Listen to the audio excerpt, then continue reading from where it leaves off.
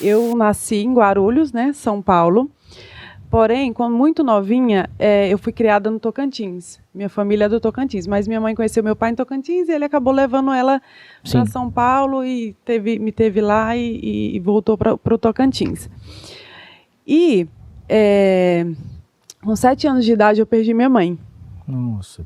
Sim, 7 anos, tem eu e minha irmã. Ela tinha 5, eu tinha 7. São só vocês duas? Isso, só nós duas. Eu tinha 7 anos e eu fui morar com os meus tios. Né, que meu tio é comerciante também.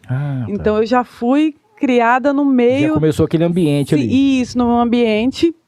Ele tinha uma mercearia, naquela época chamava mercearia, um botecozinho e mercearia tudo junto. E eu já fui criada nesse meio já do empreendedorismo, né? E bem novinha e já estava acostumada ali com as vendas, já vendo as coisas, preço, entendendo como é que funcionava. Desde muito novinha eu fazia bijuterias para me vender. Eu fazia trabalho dos meus colegas de escola, né? Então ali já, né? Desde muito nova já queria trabalhar com isso, vendas, gostava disso, né? Então a venda já tá no sangue. Mas você fazia os trabalhos e aí você cobrava. Isso, eu ganhava um dinheirinho.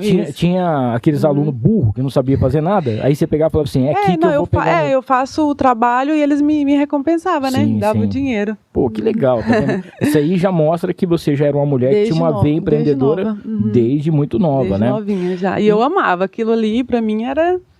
Fazia bombom também para vender. Nossa, então fazia geladinho. Então ali desde novinha eu já empreendia. Que legal, que bacana. E aí, gostou desse corte? Então não esqueça, se inscreva no canal, ative as notificações, dá aquele like e compartilha para todo mundo. O link para o episódio completo tá aqui embaixo. É só clicar e assistir.